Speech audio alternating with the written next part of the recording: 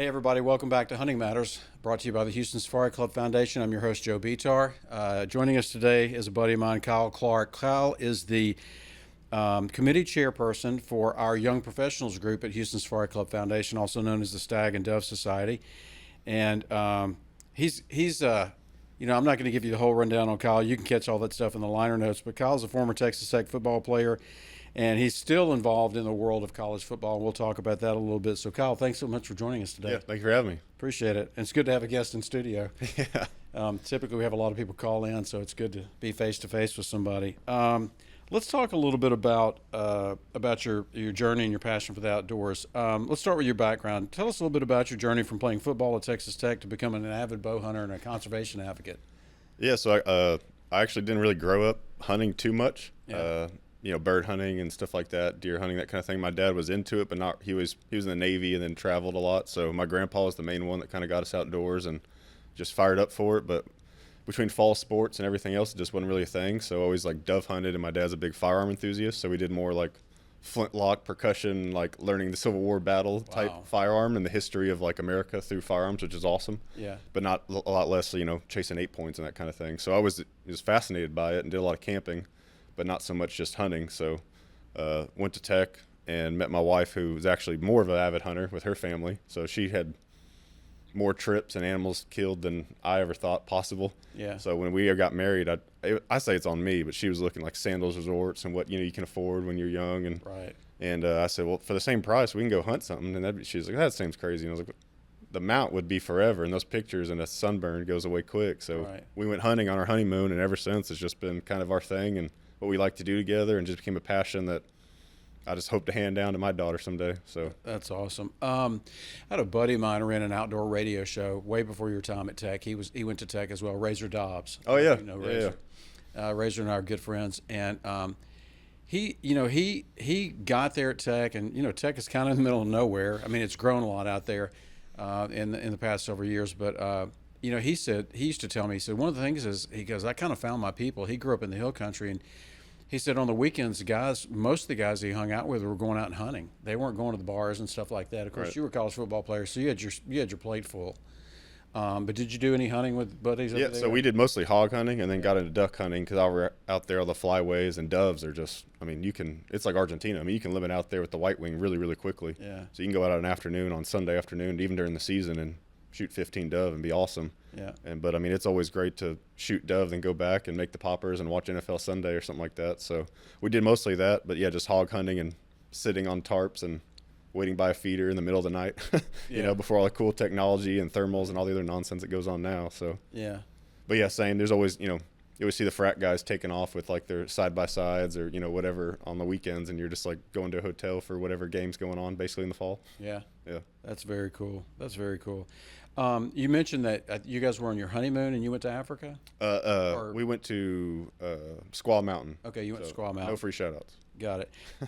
Was there a particular hunting trip or an outdoor experience that first sparked your passion for the outdoors? You said you grew up, hunting a lot with your granddad.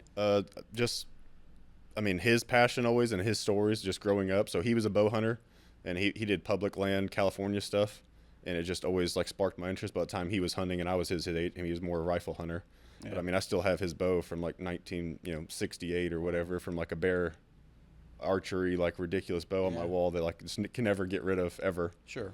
So that and then when you go camping, you always go out and go on your bike and disappear, and your mom says don't show up until sundown, so you got to find things to do, and you try to go around and explore and pretend you're building a fort and see a rabbit and see how close you can get, and just like pray that you see a snake just to have some excitement, stuff like that. It always just sparked your interest, and you read like Hatchet and stuff like that as a kid, and just sounds like the coolest adventure and quest and stuff like that. It always just sparked my interest of something to be outdoors and test yourself, really, I guess. Yeah. I grew up kind of in a similar environment. My mom remarried later when I became a teenager. Thank goodness I had a man come in my life, keep me in line, but a really great man. But when I was a kid, hunting is what I'm assuming kept me out of trouble. It kept me from running the streets, because we lived close to a bayou, and my mom would drop me off in the mornings.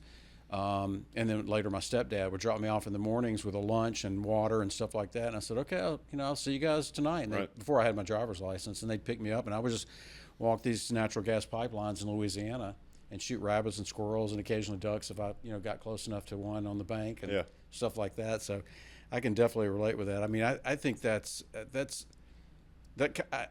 for me, it really kind of formed who I am as a person. I never had any idea that I would be involved in the hunting and the outdoor and conservation world. But did you ever think about this is something, as a kid, this is something that, I may want to get interested in and participate in on a different level, or is it just a passion that I just wanted to do as a hobby? It never really, it's mostly sports focused my whole life. Right. And just doing baseball, football, all that kind of stuff. But it's always something that is just, like I said, you go out on a bike for 12 hours and you show up to grab a soda at the campsite. Your mom's like, you better get out of here. I want you sitting around. You need to go do something. So she pushed us off and come back 4 hours later. And you always enjoyed it, and you don't realize how much you miss it until you don't get to do it for a couple of years. And you're like, I want to go back out and sleep on the ground an hour away from the house. Hunting Matters is sponsored by Bass Pro Shops and Cabela's. Under the visionary leadership of founder Johnny Morris, Bass Pro Shops and Cabela's is leading North America's largest conservation movement. Together with their partners in conservation, they're positively shaping the future of the outdoors through donations, grant making, and advocacy. The 501c3 Outdoor Fund raises funds to support conservation efforts by activating more than 200 million passionate sportsmen and women, rounding up their purchases in Bass Pro Shops and Cabela's stores and online. Visit BassPro.com or Cabela's.com today. I'm kind of the same way, even as an adult. When I go to the deer lease, I'll grab something to eat. I'll go out and hunt in the afternoon, come in and grab a sandwich or something, or take something with me. I don't really sit around the camp unless college football's on and my team's playing. But are you the same way now? You're kind of like, if I'm out, I'm out. I'm trying to be out as much as I can, for sure. So I mean, it changes dynamics of where you're at with family or kid or an email I have to respond to or something like that in between. But for the most part, if I can just turn everything off and disappear for 12 hours, it'd be awesome. Yeah. Even just riding around and looking at trails or, markings or rubs or something like that. It's just fun to experience it all. Yeah. I kid with the guys in the lease. I'm like, like I said, I'll preface with saying, if my team's playing college football on Saturday, I'm going to try to be in camp, if I can be. But I'm like, man, they're like, we're going to sit around here and watch the game. And I'm like, man, I'm here to hunt. I'm here to hang out. And just hunt means just, if I sit in a blind or stand or walk around and track and just watch stuff, I'm like, I can sit on the couch at home. Right. So I like to take advantage of those opportunities. And as you get older, your maturity level, I think, in the phases of hunting changes. I'm just as happy to sit in a blind for 6 hours and just watch animals. Yeah. I don't even have to pull the trigger anymore. Yeah, I'm definitely not as blood hungry of just every single walk. If it's brown, it's down or anything like that. It's just, it'd be cool to watch, a couple of young, bucks just to get after it or, anything like that. It's fun to watch and see. Yeah. Like I said, just kind of be a fly on the wall and see how long you can be there before anyone notices you, type thing. Right. So I see your photos. You send me photos, and I've seen social media posts and stuff. You hunt a lot with your family, and when I say hunt, it's the whole experience, whether it's just taking the family out. And of course, your daughter's how old? 3. So she's not, obviously she's not pulling trigger yet, or pulling a bow yet. But you often hunt with your family. What does that shared experience mean to you personally? As much as I love hunting, I tenfold when she's around. It's been the coolest thing. And when we took her to Africa, and anxious for about a year, knowing that we're taking her, because at the time, she changes so much by the time you book it and get there and do everything. And I mean, it made the experience 10 times better than I could have ever imagined. How much she wanted to do it. My wife would send me a video of her crying in the morning because I left early. And she's like, why didn't you take me hunting? That's what we're here to do. She'd go out there and just look at the footprints with the trackers, and she came back and we were playing, but looking for blood trails and stuff as a 3-year-old and just pretending in the backyard. And it's just been, it's been something I never thought I'd experience. And it's a joy. I can't imagine her not being there now. Where do you think that comes from? I think she just knows the passion that we have, and her mom and dad, and just we'd go and shoot something and eat it. And she loves trying it all and being, loves all the animals and names more animals than most adults do, which is awesome. But I think she just feels it and just gets excited about it and just likes to go out with us. It's just, it's not something we push down her throat or anything, but it's just, she just absorbs and gravitates to it like we did, I guess. That's so cool.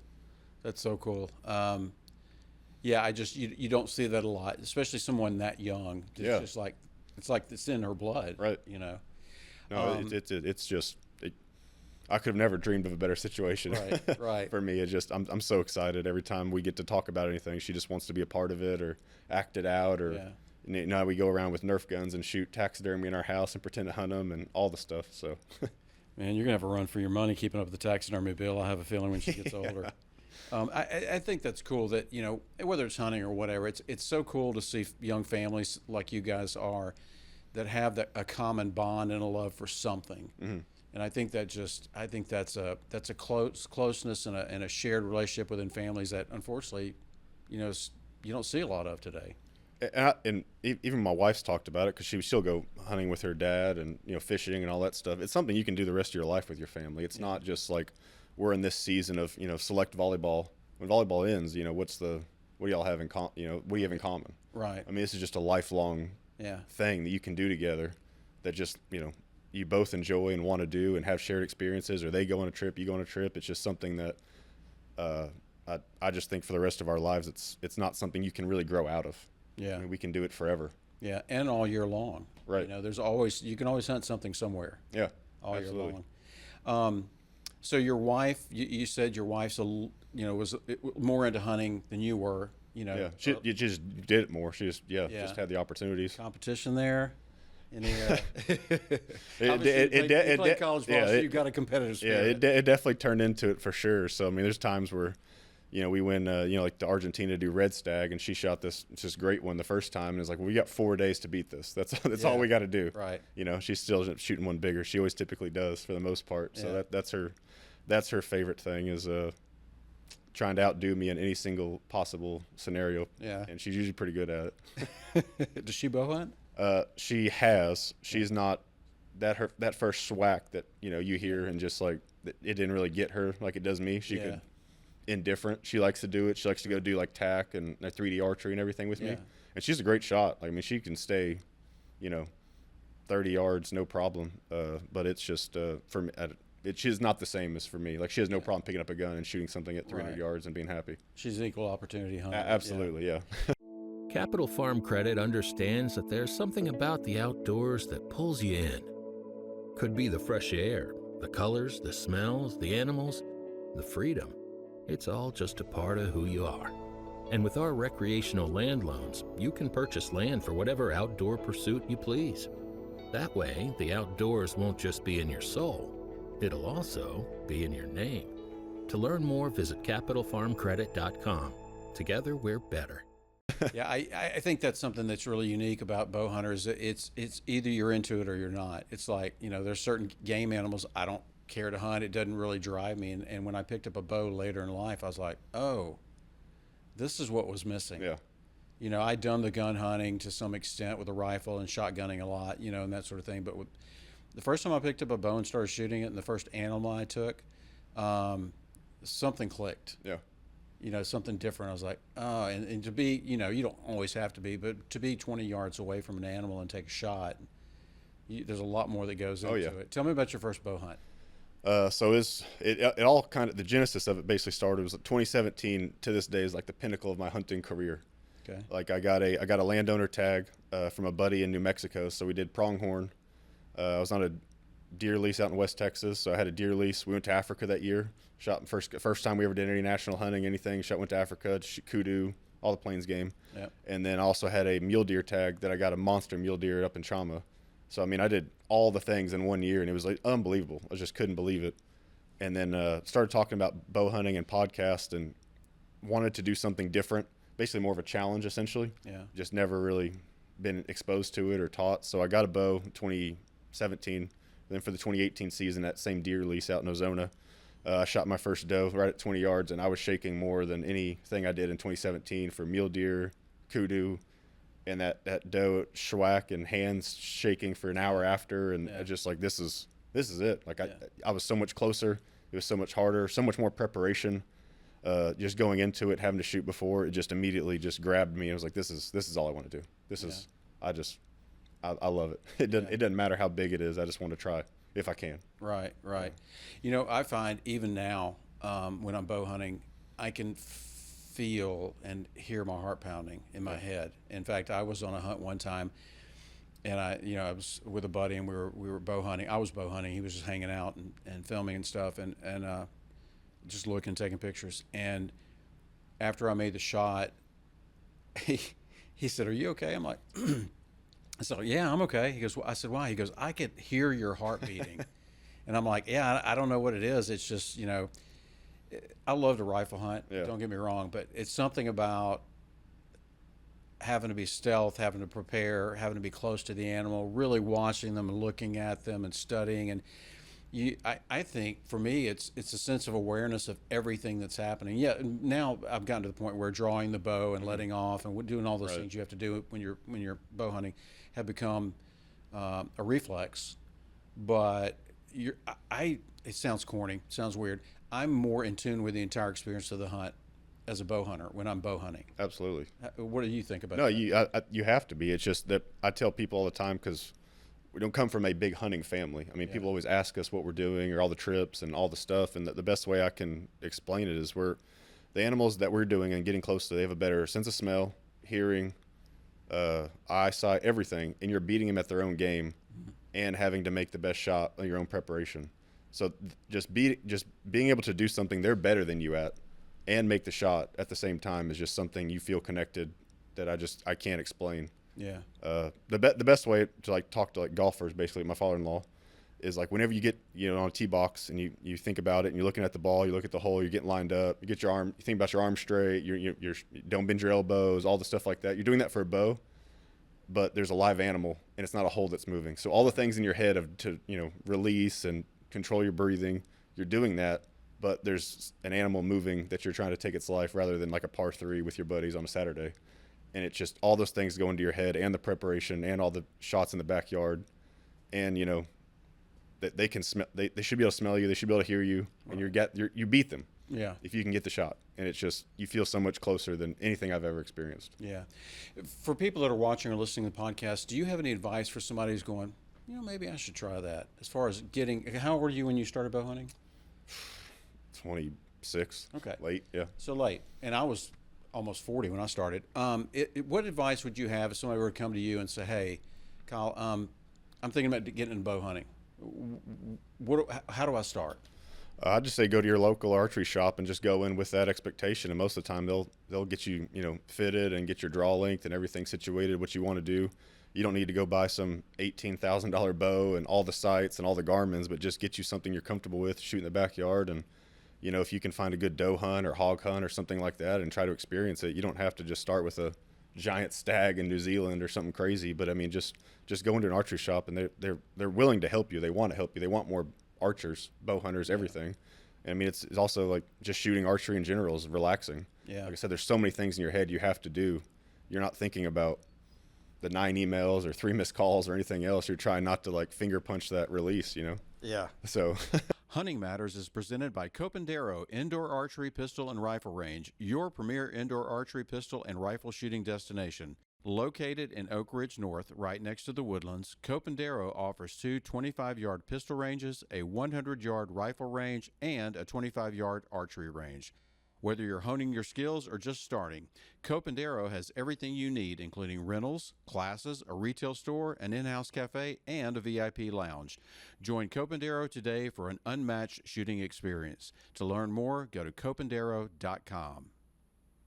One of my favorite things about bow hunting is if I have some free time. Now you've got a young family, you've got a young daughter, so obviously your time is very stretched between that and work and that sort of thing. But as an adult, even one of my favorite things is if I have a little extra time, I can go out in my backyard, yeah, and fling arrows. Can't do that if I'm rifle hunting. yeah. I've got a really long driveway in my place, and I just put a 3D target or something into the driveway and go step it. Of course, my neighbors give me funny looks, and like or people will drive by and slow down and look out the window like, "What's that guy doing?" But that's what the cool thing about being a bow hunter, being an archer, is that you can go out in your backyard and Yeah. throw 20-yard arrows all day long. Yeah, getting ready for hunts. I'm doing one right now. It's every day. I'm trying to do at least 10 arrows. You get out to 40 yards in my backyard. Luckily, I have like a good 3D target, and I just shoot across, and I can go out. I mean, I have lunch, go outside, shoot 10 arrows. Takes 15 minutes. I go back inside and finish what I need to do. Yep. But you can't just go to the range with, bags and headphones and drive somewhere and do whatever. Like, it's just, knock it out in 15 minutes and walk back inside and keep it rolling. Yeah. It's awesome. What's the hunt you're preparing for? Brown bear with Really? another With Houston a bow? Safari Club member. Yeah, with a bow. On my bucket list, Yeah. top of it. It was always mine, and then it just got expedited with another member that I met in the club, thankfully, he was going, and he basically had another spot. He didn't want to go by himself. He wouldn't want to take his wife, and I was like, I mean, I'll go talk to my wife, and it just kind of worked out. So, yeah. So where are you going? We are going to Kamchatka. Okay. All right. Yeah. So, the Russian embassy currently has my passport and all my visa stuff, and I'm waiting to get that back. But everything's been approved, invite letters, all that stuff. So, we'll go out here in about 3 weeks, 4 weeks. Really? Yeah. That soon? Yeah, here in September. Man, you're going to have to come back on the program and talk about that hunt because I want to hear firsthand the experience of it. I had a buddy of mine who was a retired Navy SEAL that did his first brown bear hunt in Kamchatka. And he said, I was in this canoe with this old Russian guy, and he had a shotgun that looked like it came from the 1800s or something, and that's all they had. And he was bow hunting too. It's like a Soviet Union musket or something. Yeah, it was. He said I hadn't seen this firearm before ever, and this guy was, professional military. So you're 3 or 4 weeks out. I'm going to go ahead and make an admission to you because I made an admission to other people on this show before. If I'm 3 or 4 weeks out from a hunt like that, I've got stuff laid out already. Oh, yeah. Are you the same way? So, because, we travel, I think, basically, it's not snowmobile, but it's a possibility, and then up and down rivers and stuff to get where we need to go. Okay. To find, they're chasing the salmon. That's how we can hopefully get close before they hibernate. So, I got the, water submersible bag and got my muck boots that are insulated and everything for the ice water. Yep. So I got that all laid out. I got all my vests and everything hanging up, ready to go to be packed. So, yeah, everything's ready to go. Then I said shooting arrows and checking it. Went out to the in-laws this week to make sure I could hit 60 with the broadhead. Everything's, just dialed in and just trying to get ready for it. So on top of the hunt, now you're worrying about the place you're going to, right? With the visas, the paperwork, the language barrier, where they don't really care if you don't speak their language or not, versus other countries where like, yeah, we speak English. Yeah. Here, there's like, there's no facial expression. You learn our way or not type thing. So. Right. Yeah, I especially if I'm going overseas or going somewhere far from home, we have an extra bedroom, and God bless her, my wife actually had a closet redone for me that's just a hunting gear closet. So I go into that extra guest bedroom and I start laying stuff out. When you travel and you have to do long distances and there's float planes and there's weight limitations and all those sorts of things, it's really hard for me not to overpack. Because I'm going all the way out there. I need to make sure I have extra bowstrings. I need to make sure I have extra this and that, whatever. And as I've gotten older and done this a few times now, I've downgraded. But I'll start laying. She laughs at me. I'll start putting stuff out and whittling down over like a month. Before I go. You do the same thing. Same. Like for Africa, it was this. A whole bedroom, whole attic, everything, all the nonsense, and then just slowly started whittling it down, and then when your family comes with you, like you put it in her bag or put it in his, all that stuff, and you're trying like, well.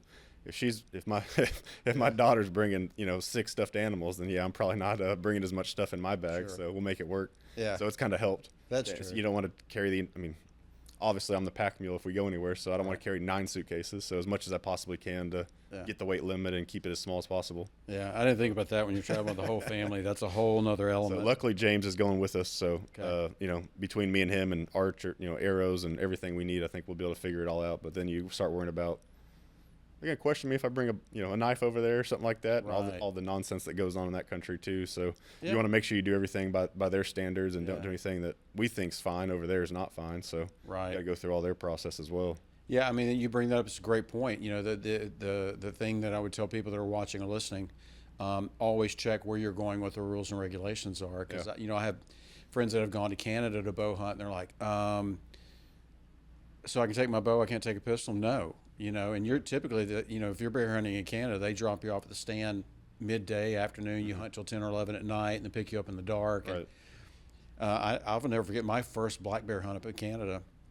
I made the mistake of snacking when I was up in the stand, and a big sow started circling me, and she jumped up in the stand with me, like halfway up the tree in one leap, and I just had to take an arrow out of my quiver and just stab her, just prick her on the paw and make her go down. And then I'm like, man, they should really let hunters carry pistols with them, especially if you're bow hunting. But that's an important thing you brought up, that you need to be aware of the rules and regulations. To your point, even can I carry a knife? Yeah. And how can I carry it? And how going through customs, are they looking at you crazy, or certain things like that? So I was just looking all this. I looked at a forum. I've learned way more about Russian culture than I ever could, which is another thing I love about hunting. When you go somewhere, you learn more about their culture. Right. Going in something completely rural than some urban city that's off a cruise port or something. Yeah. But I mean, just all the things we take for granted, it's just free to us, and do whatever over there. It's not.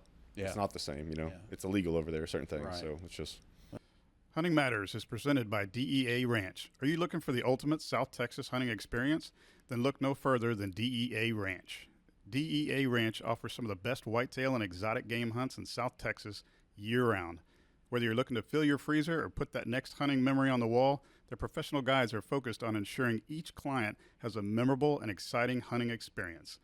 DEA Ranch offers guided hunts, professional staff, chef-prepared meals, trophy preparation, and more. To learn more, go to dearanch.com. That's dearanch.com. That's true. Trying to figure it all out. That's true. Man, I'm excited to hear about that when you get back. Hopefully you guys both take bears. So you've been a member of the Houston Safari Club Foundation, since 2019? Yeah. Yep. That's when we moved to Houston from West Texas. Yep. Okay. What first drew you to the organization? Why did you think you wanted to become a member? I mean, living in West Texas, we went to like Texas Trophy Hunters and stuff like that, just any show, but it's a 5-hour drive to go to Fort Worth and stuff like that. We moved to Houston. I was like, well, it's a big city now. We can actually be around a club or people that like-minded individuals that want to do something. So we looked at Safari Club and they didn't have anything, and it was just they're based somewhere else, and Googled it and found y'all, and then went to the first convention that 2019, and just kind of fell in love with all the people and how friendly they were, and they just mostly scholarships and all the youth organizations, and it's just not having those opportunities that I wanted growing up of hunting, not for any other reason, just how it was. It just makes me so happy seeing a 7-year-old to a 17-year-old learning about the outdoors and how they can appreciate it. And y'all just seem so focused on that me and my wife were both just drawn to it immediately.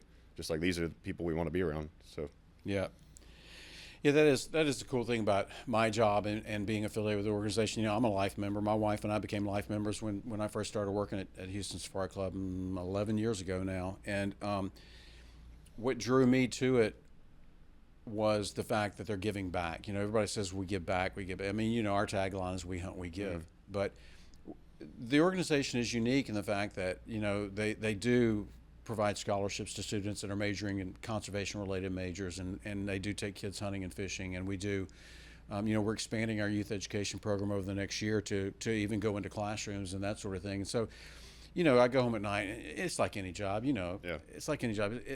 Jobs are hard. There's things you like and you don't like about them. But at the end of the day, you kind of think back, and I hope I look back on my time with Houston Safari Club and go, we did some good there. Mm-hmm.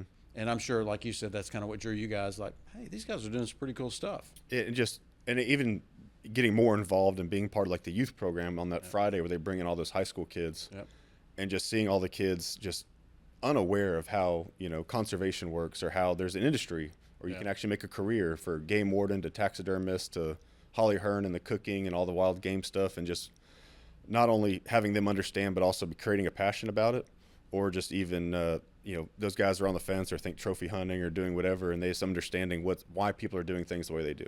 Yeah. And it really just, I feel like, just made a lot of wheels turn, and seeing however many couple hundred high school kids actually understand and realize what's actually going on and where their food comes from. Right. So I'm curious to know, how do you think being a member and being involved in Houston Safari Club Foundation has affected your personal and maybe even your professional life? I mean, personally, it's just me and my wife, just something that we're passionate about, and just being anything youth related, I feel like we're just always drawn to, just because it's just so exciting. Like now, watching our 3-year-old get excited about it, you can watch a 12-year-old, and she remembers her first doe that she shot when she was 12, and just having those opportunities for those kids, it's just personally just so gratifying. Outside of all the stuff that we get to do, but just having those, you get to relive basically. Sure. The first time you shot a doe, that kind of thing. Professionally, a little bit different. There's not so much, not really so much involved in the college athletic side. There's not a lot of athletic directors taking safaris or anything like that. Yeah. So it's kind of like two different lives at some point. Yeah. But I mean, just overall, it's I can't imagine not being a part of the club. Right. Yeah. One thing I hear members tell me about, or even people who are thinking about becoming a member of the organization, like, well, I don't, it's Houston Safari Club. I'm never going to go on safari and that, sort of thing. And then when you start telling them about all the things we've talked about, the outreach stuff, like, oh, really? I didn't know that. And a lot of our members have never been to Africa, never going to go to Africa. Yeah. But the other thing that I find is a lot of people like, and I think you just gave a great example. They come in, they join the organization, they get active, they meet other people, and like, hey, I'd kind of like to go on a brown bear hunt in Kamchatka. Well, there's a guy over here who's going to do it or wants me to go or has done it. I can ask him about it. I don't have to waste money and time and effort. A lot of people that I find that are new to the organization say, one of the best things I've gotten out of the club and now the organization is the networking professionally, but more so personally, to where I can learn about hunts that I've not been on. I can go on hunts with people I never known. You hear a lot of members that have been around for a long time. They're like, I've met some of my best friends in this organization. No, and that's just the Stag and Dove thing has really hit a home for us, just being able to have talk to young people about it and people that are like-minded in our age bracket. And for the most part, we'd go to shows and stuff when we were in our 20s after we became obsessed with it. And we're talking to somebody whose kids are the same age as us and stuff like that. So the Stag and Dove has really opened up, like, personally, more friendships of people realizing there's people, our age and small, growing families that love the same things you love to do, and just trying to find ways of like, hey, that's a good place. That's not a good place. I would not recommend taking your kid there, or like, you can all go together, or, stuff like that. But yeah, it's been awesome to hear other people's stories and trips and experiences and realize what you can and can't do. Hunting Matters is presented by DEA Ranch. Are you looking for the ultimate South Texas hunting experience? Then look no further than DEA Ranch. DEA Ranch offers some of the best whitetail and exotic game hunts in South Texas year-round. Whether you're looking to fill your freezer or put that next hunting memory on the wall, their professional guides are focused on ensuring each client has a memorable and exciting hunting experience. DEA Ranch offers guided hunts, professional staff, chef-prepared meals, trophy preparation, and more. To learn more, go to dearanch.com. That's dearanch.com. It's been a real joy for sure. Yeah. So that's a good segue. You mentioned Stag and Dove Society. So you stepped in and took on the role of chairperson for the Stag and Dove, which, for those who don't know, that's our young professionals group. What motivated you to take that leadership position? Just personally, I thought there was a couple things we could change. Just for me, like I said, I want to take my family everywhere and growing families.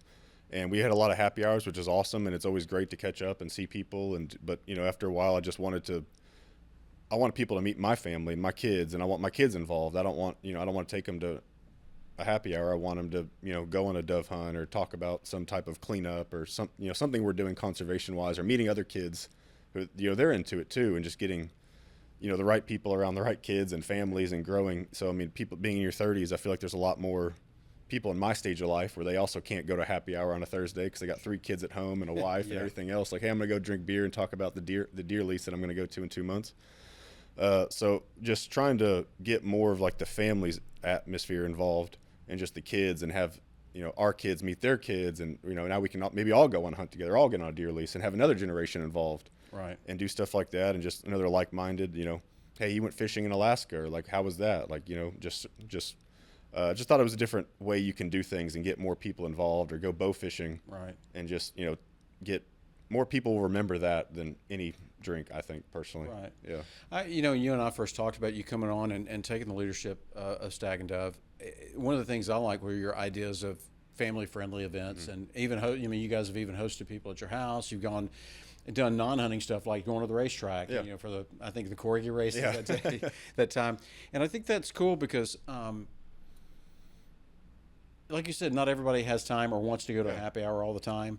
And it's really, I think that lends itself to a more of a bonding effort when you're like, hey, come to the house. Everybody bring a steak or whatever. We'll do barbecue and bring your kids. Sure. Bring your kids, whatever, we're right there we're right in that zone with you. Yeah.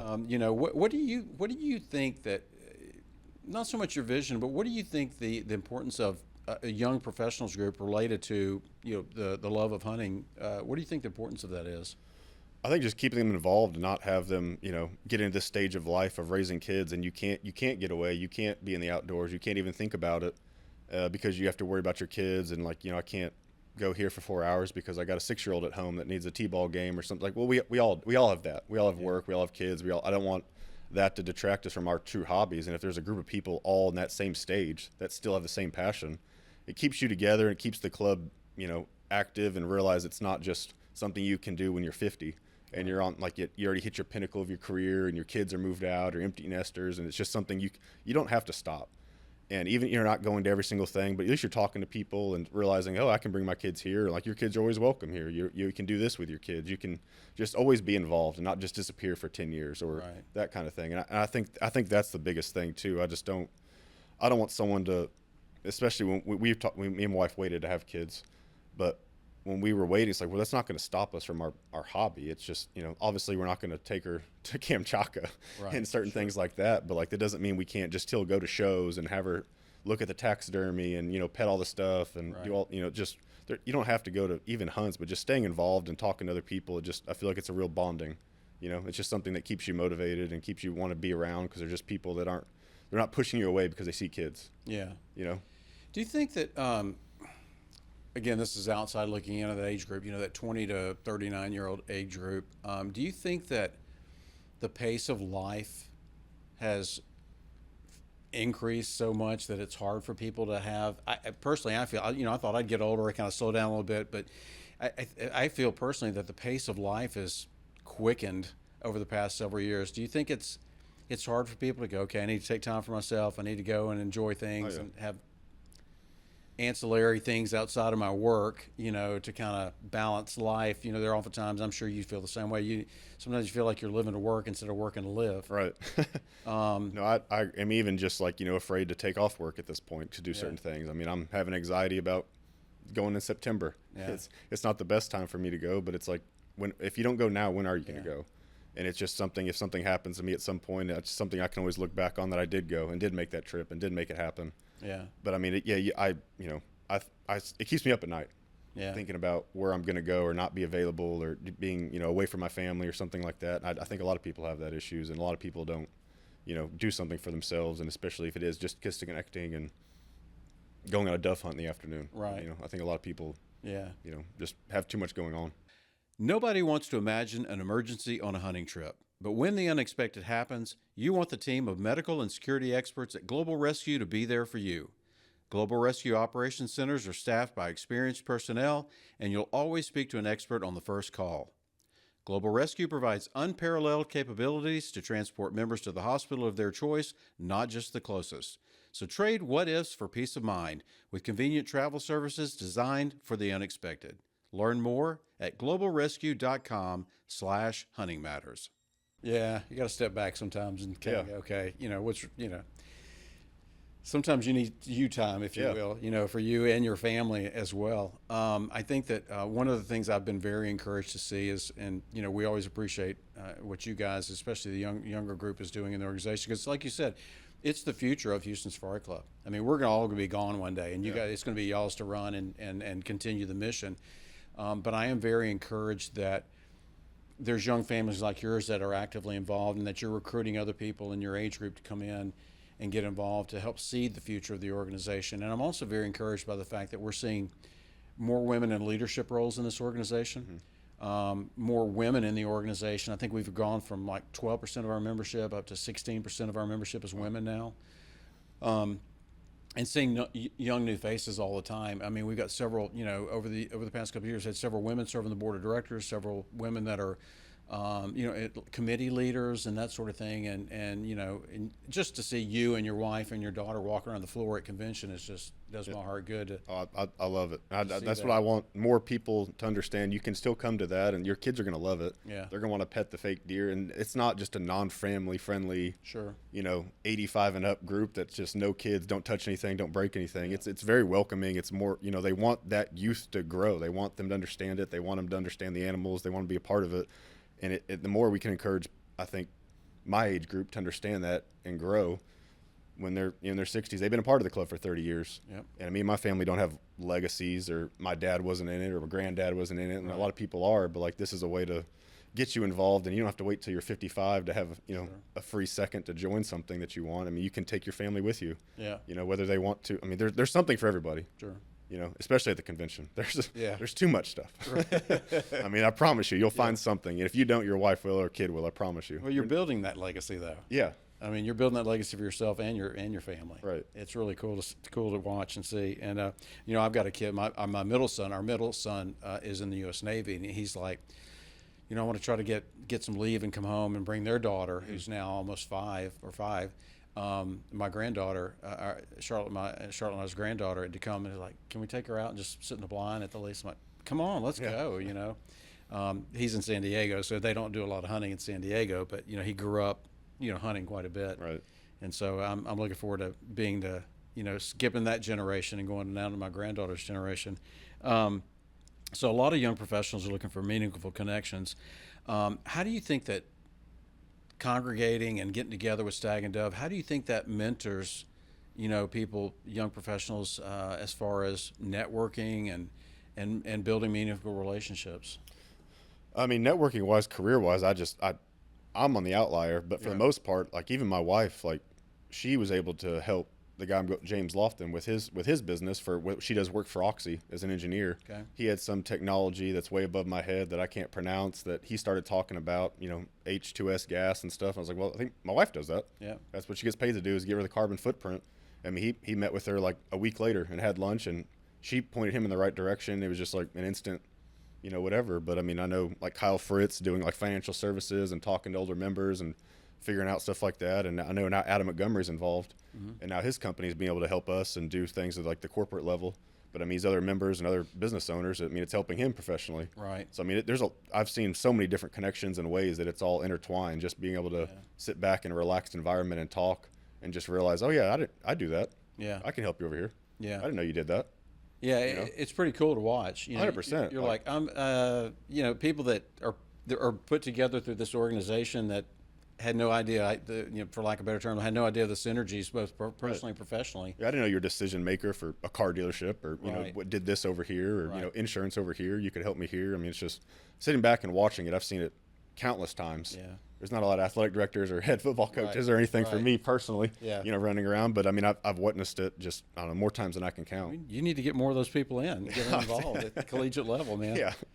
I don't know if Major Applewhite's going to come here and go hunt Well, with us. you and I are both college athletic fanatics. I mean, you played it. I love it. But, I mean, we need to get people in from all walks of life there.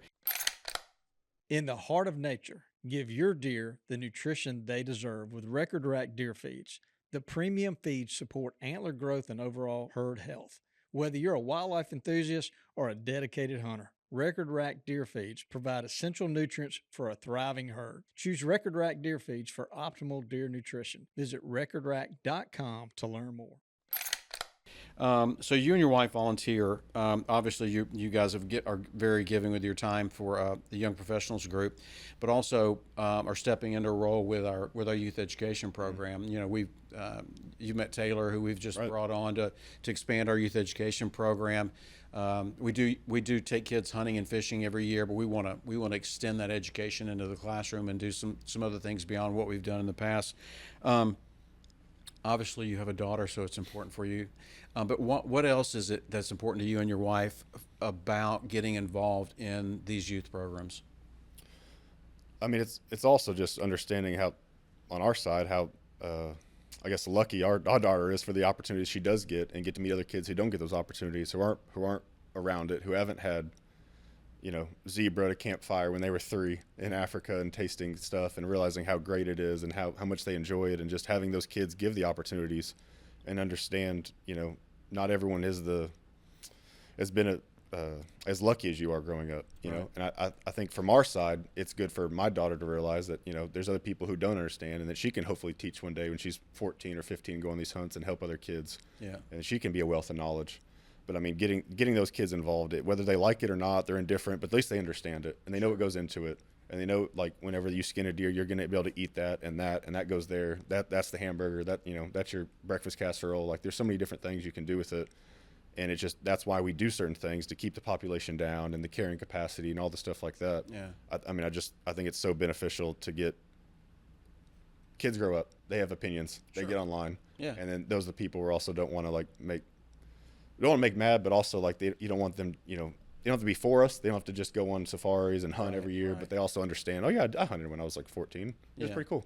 Yeah. I Not think for me, but it was fun. Yeah, I think we're really lucky, and I think I'm not speaking for you, but speaking for myself, I think sometimes we forget the perception of people that are, anti-hunters are going to be anti-hunters, but there's that non-hunting group. Yeah. And also a lot of the people in the non-hunting group are also some folks that don't understand where the food comes from. You know, I talk to people who have young kids or grandkids and stuff, and they're like, well, you know, it's kind of a standard statement, but they're like, well, my kids think food comes in a styrofoam container wrapped in plastic. Yeah.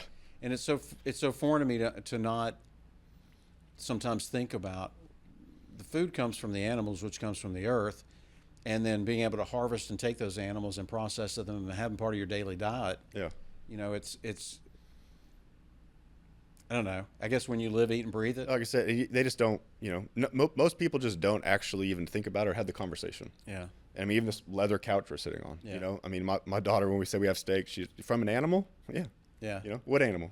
Yeah. Just a normal couch. She's like, oh, that's boring. You know, but I mean, I've had conversations with people's wives before, specifically, that I mean, she's the most anti, you know, and we show up, and I had a couple bourbons, so I was not afraid to have the conversation. But I mean, she didn't understand why we did it, and I was like, you don't eat. I watched you eat a steak at dinner tonight. She goes, yeah, okay.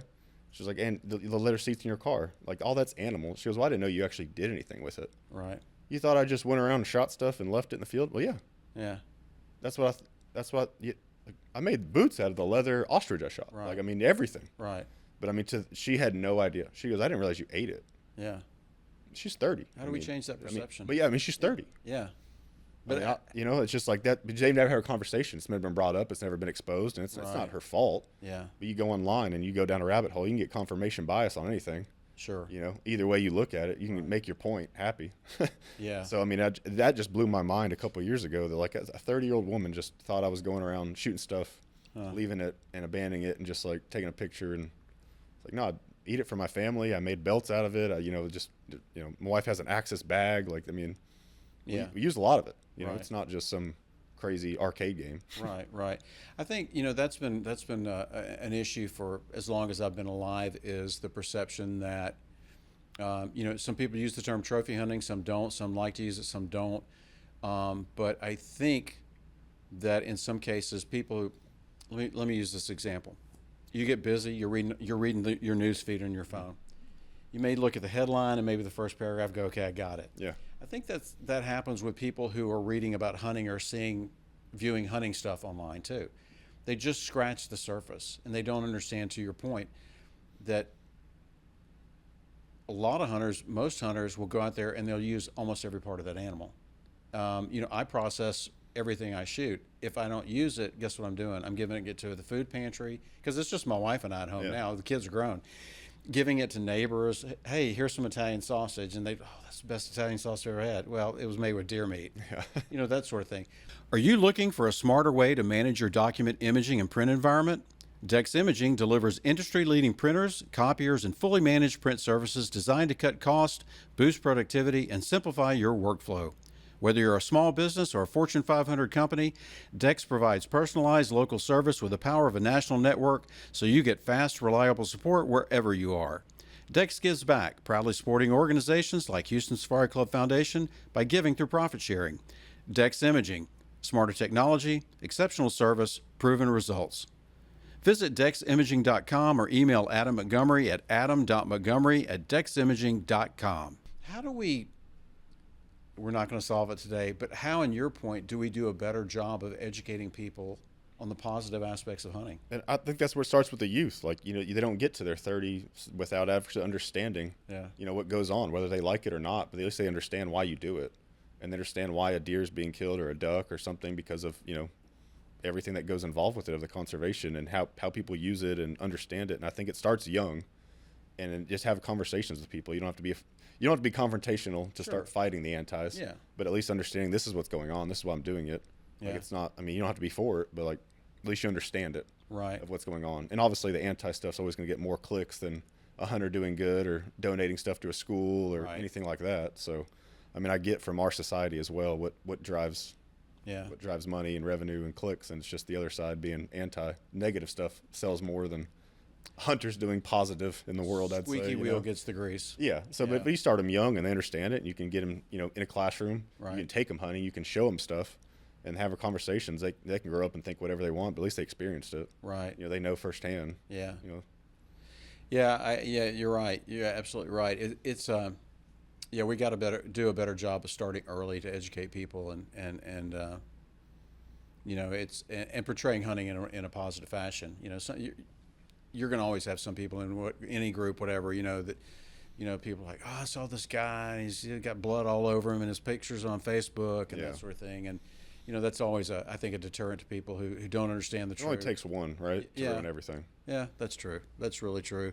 It's a lot easier to convince my 6-year-old niece her favorite team's the Cowboys than her uncle, who's 40. True. So like if you start them young and understand it and why you're a fan or of something, it's a lot easier to get them to understand why or for something younger. Yeah. Then grow up, they can make their own decision. Yeah, that's very true. That's very true. It's something that I often think about. I'm like, how can we get our message to people on a more consistent, positive basis? Versus, like you said, somebody goes, "Oh, hunting's wrong." Well, that gets more clicks than than anything, and they don't fully understand it. And it's kind of frustrating because I love it. I mean, I just love to be outdoors. I love the outdoors. It's where I find my balance. It's where I kind of find my peace. And whether it's with friends or family, whatever, it's just, getting unplugged and getting disconnected. And I think that is a misperception by a lot of people who don't understand hunting. It's not just about going out and killing stuff. Yeah. It's so much more. I like learning from nature and wildlife, watching stuff. And my wife laughs at me sometimes. I'm like, and she's a great student, because she'll say, "Oh, I remember you taught me this," or she'll see a duck or something flying at a certain height, or seeing an animal acting a certain way, and it's stuff that I've learned just watching that that we share with each other, and it's pretty cool to be able to predict weather patterns or watch, oh, this is about to happen in nature just by watching animals. I mean, it's crazy. It's really crazy. So if you could say, people are listening, watching, who are interested in becoming involved with the Young Professionals Group, whether it's with our organization or any Young Professionals Group, outdoors in nature, what is something that you would say to them to say, hey, you guys should be involved. If you're passionate about outdoors, you hadn't found Young Professionals Group, you hadn't found Stag Dove Society, what would you tell them? Just come hang out. Just talk to one of us. I mean, we're laid back. We're all going through different seasons. There's people just out of college. There's people with 5 kids. There's people who are C-suite positions in oil and gas. I mean, it's every single walk of life, and there's something here for everybody. Whether you just want to quail hunt, or all you want to do is ducks, or you just like camping. I think there's something for everybody, and there's a friend for everybody here. I mean, everybody's either done it or in that industry or something. So I mean, if you just want someone who, they all work, they all have kids, they all just went to college, they all like college football. There's something for everybody. And I promise you, your niche will definitely be fulfilled, whether it's, volunteering with the youth or, just wanting to shoot the largest animal ever known to man. Like I promise you, somebody that you'll meet, it will be on the same page as you. Or chasing a brown bear with a bow in Kamchatka. Yeah, right. The Houston Safari Club Foundation is a 501c3 nonprofit organization that supports the future of hunting and conservation. Wildlife and habitat conservation, youth education and outdoor experiences, scholarships, and anti-poaching efforts are just a few of the programs supported by this organization. Monthly events, an annual convention, award-winning publications, networking opportunities, and valuable resources for hunting knowledge are just a few of the benefits of being a member of Houston Safari Club Foundation. If you're searching for a group of people dedicated to protecting the future of hunting, look no further. Join Houston Safari Club Foundation today at wehuntwegive.org or call 713-623-8844. Well, I definitely want to have you back on and talk about that whole experience, because I want to, I know you'll eat it up and absorb all of it. I kind of want to. I'd love to pick your brain about that whole experience from start to finish, and the challenges, the good, bad, and the ugly. Yeah, I'll be just one of those influencers taking way too many pictures and trying to remember it all. So I'll definitely have a lot of stuff to talk about. That'll be very cool. So I guess as we kind of wrap up the program today, what's kind of your vision? I know you guys you're just really kind of getting into the Young Professionals Group and leading that group. Kind of what's your vision for the group over the next year? Just continuously have more events and do more things together. Like I said, more people, we went bow fishing that night. More people have reached out from then. How do I get involved? How do I do this? How do I do that? And even just hanging out at the house, people said that was the best thing they've been a part of, just because you have a few hours just completely unrushed, laid back, talking, doing whatever. We had a bounce house for kids, and a snow cone truck came, and I think more adults ate the snow cones and the kids. Yeah. But I mean, just hanging out, just, you know, shooting the breeze, talking about whatever they got going on, or trips or past trips, or their kids are playing together, and just, you know, there's just certain things you can do to bond and talk and just have more things in general that we can do together. Right. And just be a part of the club, whether that's, you know, actually hunting or just hanging out or doing something as a family, going to a corgi race. Right. You know, going to Top Golf, you know, whatever. Yeah. It doesn't have to be anything just crazy, but just Right. just building a bond of a group of individuals that want to be around and help, and try to basically be the next generation to carry the torch of the outdoors. Well spoken. I appreciate your time. Kyle Clark has been our guest today. And folks, if you want to learn about the Young Professionals Group, go to the website. Just go to wehuntwegive.org.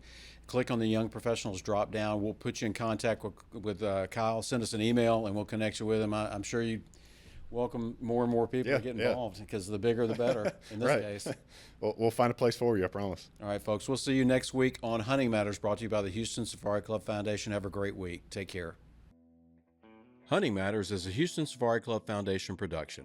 Please rate, review, and subscribe wherever you listen to podcasts. For questions or more information, email us at info@wehuntwegive.org.